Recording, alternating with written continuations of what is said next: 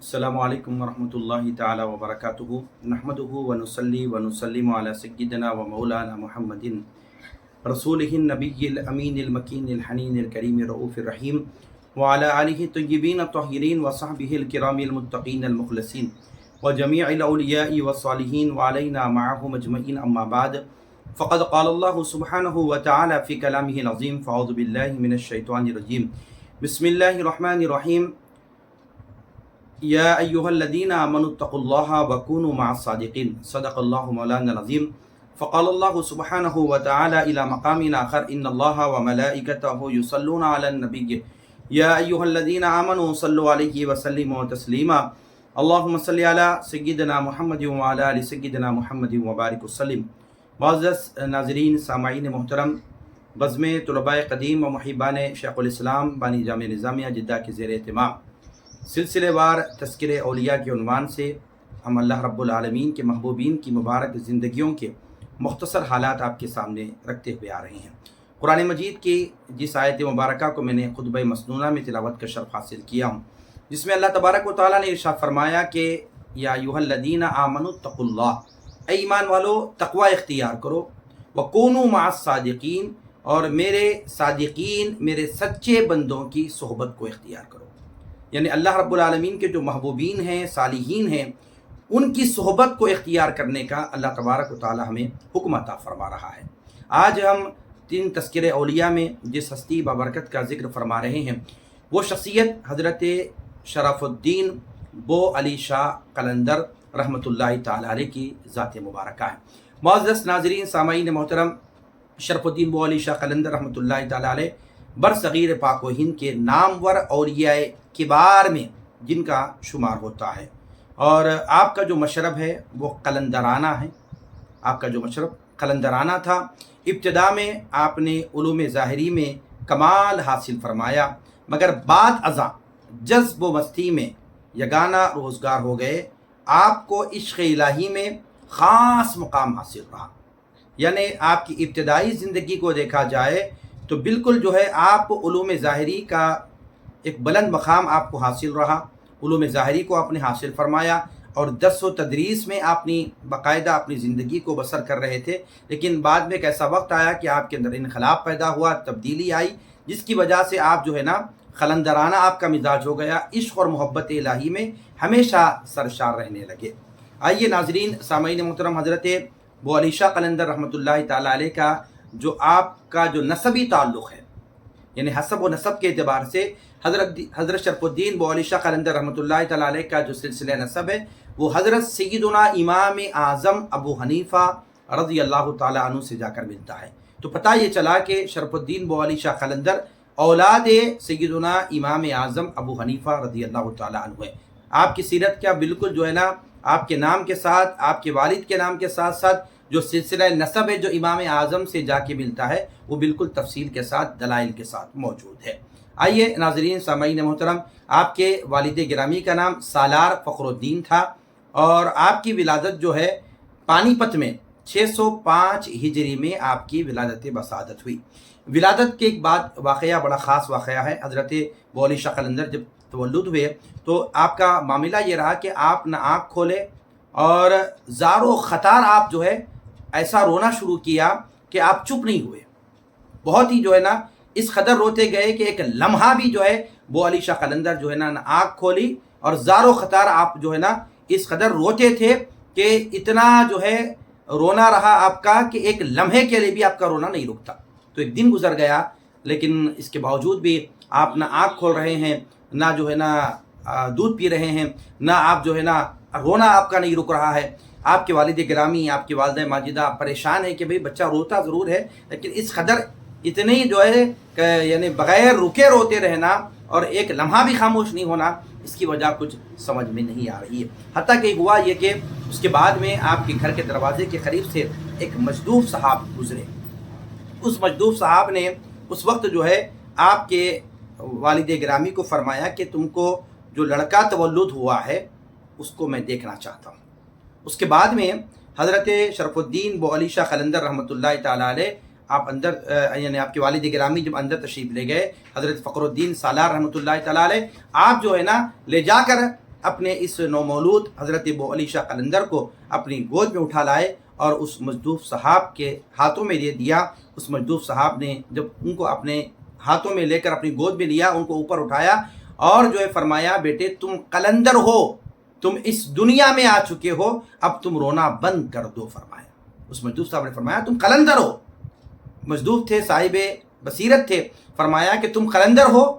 اب تم اس دنیا میں آ چکے ہو، اب تم رونا بند کر دو۔ اس کے بعد آپ مجدوب صاحب نے حضرت ابو علی شاہ قلندر رحمۃ اللہ تعالی علیہ کے کان میں قرآن مجید کی کچھ آیتوں کی آپ نے تلاوت فرمائی۔ اللہ رب العالمین کے جب کلام پاک کی تلاوت فرمائی، آپ کے کانوں میں وہ آواز پہنچی، اس کے بعد شرف الدین ابو علی شاہ قلندر رحمۃ اللہ تعالی علیہ کا رونا رک گیا، حتیٰ کہ اس کے بعد میں آپ نے آنکھ کھولی۔ آپ کے والد گرامی سالار فخر الدین فرماتے ہیں کہ ایک روایت میں کہ 3 دن تک آپ کا رونا نہیں رکا تھا، لیکن اس کے بعد جو مجدوب صاحب نے جب آپ کے کان میں آیات ربانی کی جب تلاوت فرمائی ہے، اس کے بعد حضرت ابو علی شاہ قلندر رحمۃ اللہ تعالی علیہ کا رونا رک گیا اور بالکل آپ نارمل ہو گئے اور بالکل آپ نے اس کے بعد میں آنکھ کھولی۔ تو معزز ناظرین، سامعین محترم، آپ کی سیرت مبارکہ میں یہ بات بھی موجود ہے کہ آپ نے علوم ظاہری سے جب فراغت کو حاصل فرمایا، اس کے بعد آپ درس و تدریس کے مشغلے میں ہی آپ مصروف ہو گئے۔ اب آپ کے اندر جو راہ حق کی جو طلب کیسے پیدا ہوئی؟ آپ کیونکہ ایک عالم دین تھے، پڑھنا پڑھانا آپ کا یہی کام تھا، لیکن آپ کے اندر جو ہے راہ حق کی جو طلب کیسے پیدا ہوئی، جو جذب کی کیفیت، یعنی قلندر آپ کیسے بنے اور آپ کے اندر راہ حق کی طلب کیسے پیدا ہوئی؟ تو سیرت میں یہ بات لکھی ہوئی ہے کہ ایک دفعہ آپ ممبر پر کھڑے خطبہ ارشاد فرما رہے تھے، وعظ و نصیحت فرما رہے تھے، تو وہاں دروازے کے قریب سے ایک فقیر گزرا اس وقت میں، جب جو مسجد کا دروازہ تھا اس کے قریب سے فقیر گزرا، آپ جب کھڑے اس پر خطاب فرما رہے تھے، ممبر پر کھڑے رہے، وعظ و نصیحت فرما رہے تھے، فقیر وہاں سے گزرا، بآواز بلند اس نے کہا شرف الدین افسوس ہے، فرمایا اللہ اکبر، شرف الدین افسوس ہے، تمہیں جس کام کے لیے پیدا کیا گیا ہے اس سے تم بالکل فراموش کیے ہو، اس کام کو تم بالکل فراموش کیے ہو، کب تک قال میں مصروف رہو گے؟ فرمایا یعنی قال میں کب تک مصروف رہو گے، حال کی طرف کیوں نہیں آتے تم؟ یہ جملہ جب آپ کے کانوں تک پہنچا کہ تم کو جس مقصد کے لیے پیدا کیا گیا تم اس کو فراموش کیے ہوئے ہو، کب تک تم حال کی طرف مصروف رہو گے، یہ جملے کا اثر آپ پر ایسا ہوا، اس کے بعد آپ نے جو ہے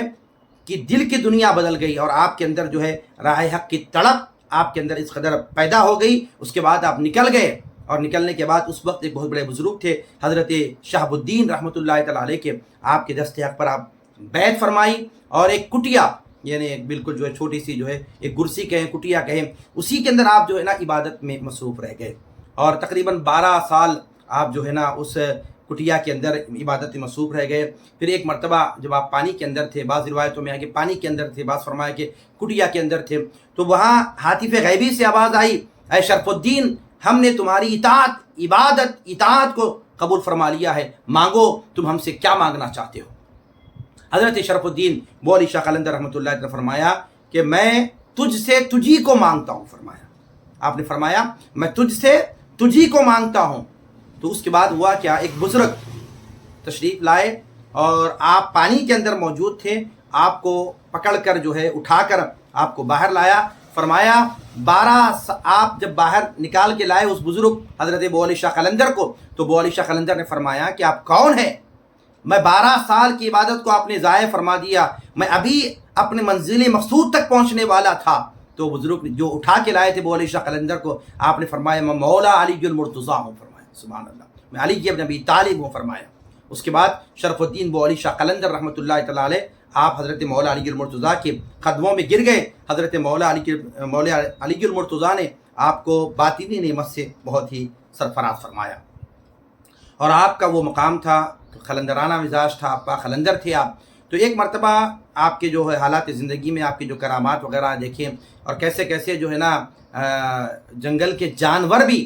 اولیاء کا کیسا ادب کرتے ہیں اور ان کی پہچان کیسا کرتے ہیں۔ آپ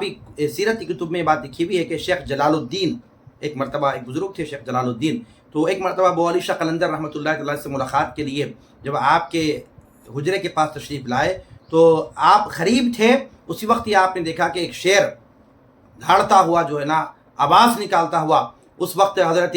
شیخ جلال الدین رحمۃ اللہ تعالی کے سامنے آ گیا۔ تو آپ نے کیا جواب عطا فرمایا؟ شیخ جلال الدین رحمۃ اللہ تعالیٰ نے فرمایا کہ یہ عاشقان الہیہ کا مقام ہے، یہ عاشقان الہی کا مقام ہے، تیرا یہاں کیا کام ہے پوچھ۔ تو اس کے بعد شعر نے کیا کیا،